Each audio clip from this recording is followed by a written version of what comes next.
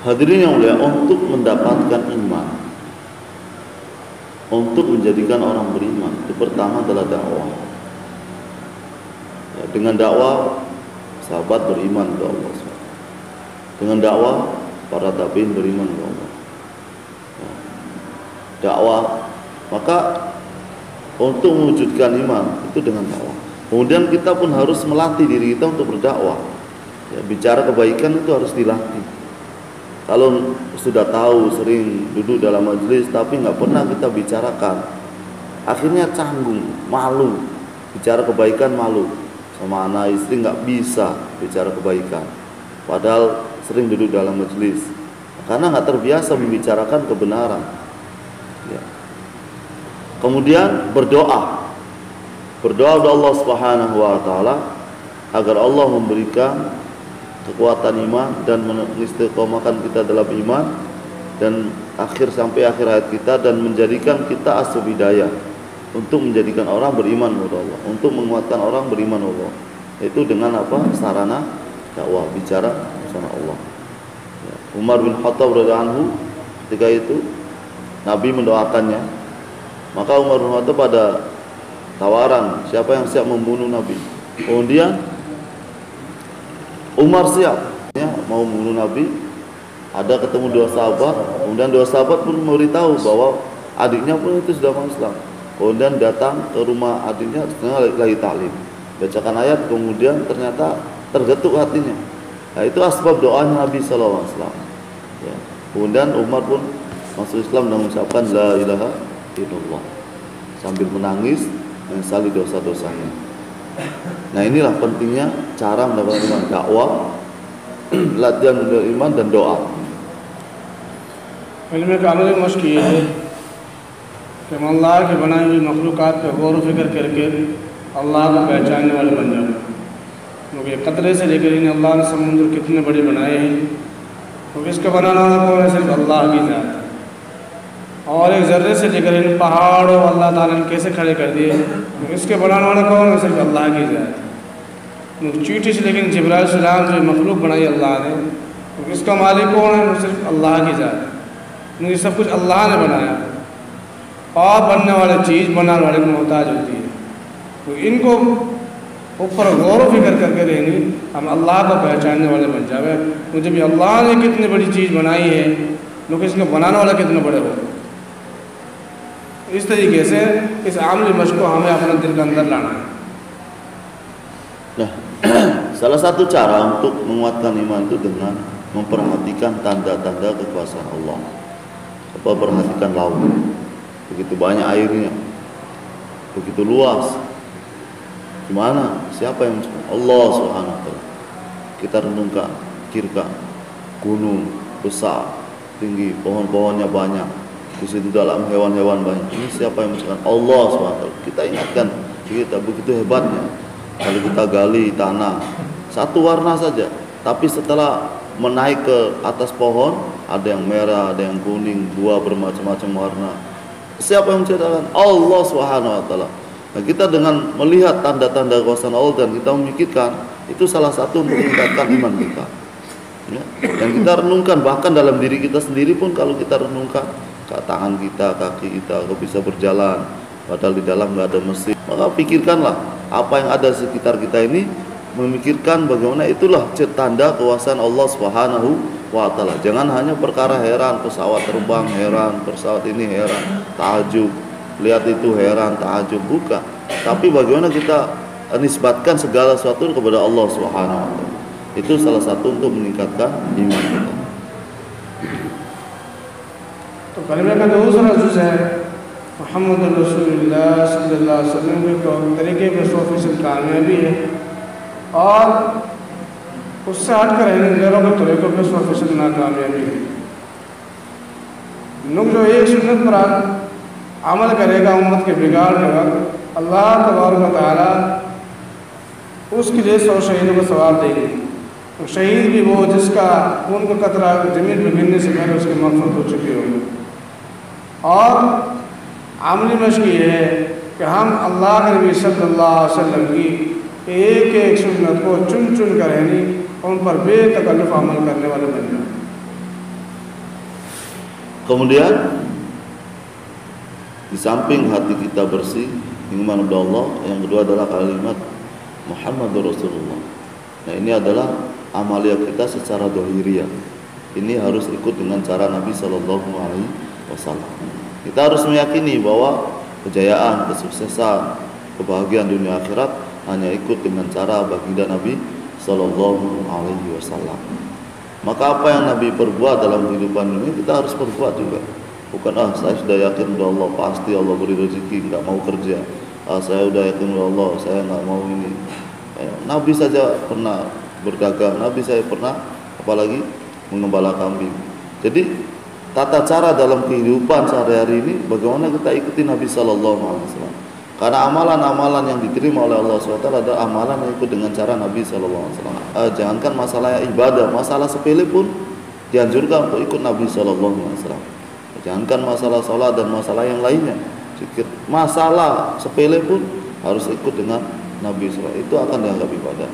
Walaupun masalah makan, minum, walaupun masalah masuk WC, keluar WC, maka kita harus yakin bahwa dengan cara Nabi ini akan sukses. Dan itulah harus kita pelajari bagaimana cara-cara Nabi, bagaimana kehidupan Nabi dalam kehidupan dunia ini.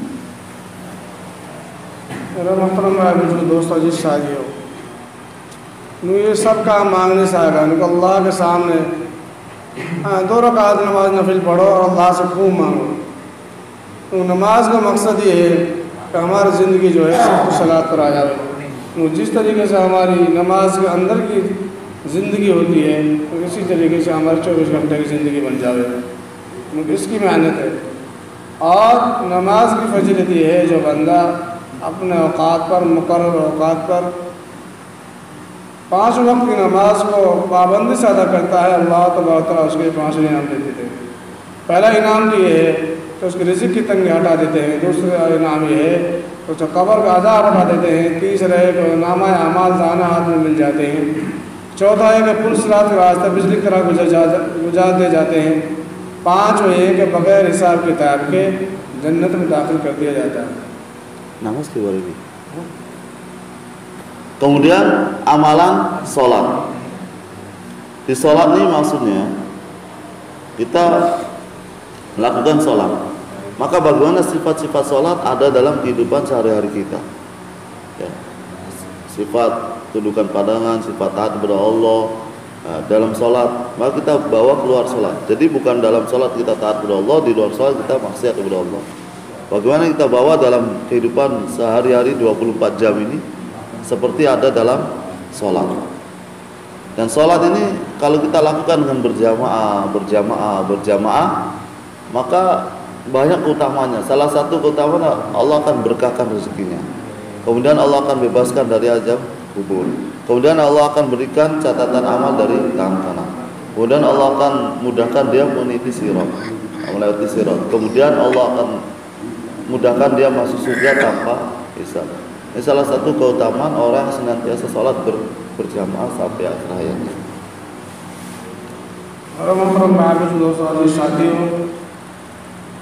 नमाज अल्लाह से 2 रकात नमाज से आदत हाजत पढ़े। की जो सलातुल हाजत है ये हाजत के लिए नहीं है। ये किसके लिए? सलातुल हाजत के लिए नहीं है। ये सलातुल हाजत तो सिर्फ अल्लाह के लिए है। नमाज तो अल्लाह के लिए है। तो जब अल्लाह राज़ी हो जाएंगे तो हाजत अल्लाह बनाएंगे। तो जो हाजत है हमारी, जो हाजत है ये हाजत भी मखलूक है। क्या भाई? ये हाजत भी मखलूक है।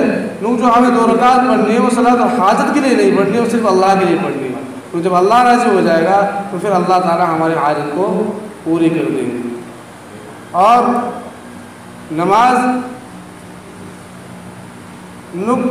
एक ज़ाहिरी और एक बातिनी। ज़ाहिरी ये है कि आदमी अपने गुस्ल से लेकर सलाम फिरने तक वह फ़राइज़, वाजिबात, मुस्तहब्बात की रियायत करते हुए आदमी नमाज पढ़े। और बातिनी है कि अव्वल दर्जा तो है कि मैं अल्लाह को देख रहा हूँ। अगर ये भी ना हो तो कम से कम ये होना चाहिए कि अल्लाह मुझे देख रहे हैं। तो इस तरह के ध्यान से अल्लाह के सामने आजिज़ी के साथ बंदा खड़ा हुए तो अल्लाह तबारक व तआला जब इस हाल में उसको इस हाल में खड़ा, जब वो खड़ा होता है तो फिर जब वो नमाज से फारिग होता है तो अल्लाह तबारक तआला उसके अगले पिछले तमाम गुनाह माफ़ फरमा देते हैं। ऐसा समझो जैसा कि उसकी माने उसको आज ही जनाब हो। Kemudian hadirin yang mulia, sholat ini ketika kita butuh hajat, maka sholat karena Allah. Sholat hajat, sholat hajat ini kita butuh sesuatu, tapi kita kerjakan sholat untuk Allah SWT mudahkan kita dalam hajat kita. Ini sholat. Dan sholat ini supaya diterima oleh Allah, ini ada zahir dan batin. Ada yang nampak, ada yang tidak nampak. Nah, yang nampak ini ya seperti wudunya yang betul, takbirnya, gerakan-gerakan dalam sholat itu yang benar, itu yang nampak. Kemudian yang batin ini kita seakan-akan melihat Allah, walaupun kita yakin bahwa kita nggak melihat Allah, tapi yakin Allah melihat kita. Ini secara batinnya. Jadi kita akan sholat itu dengan khusyuk, dengan betul-betul serius dalam melakukan sholat, karena merasa dilihat oleh Allah SWT, diperhatikan oleh Allah SWT. Maka kalau sholat zahir batinnya betul, nanti akan Allah mudahkan segala urusan kita, hajat-hajat kita akan Allah tunaikan.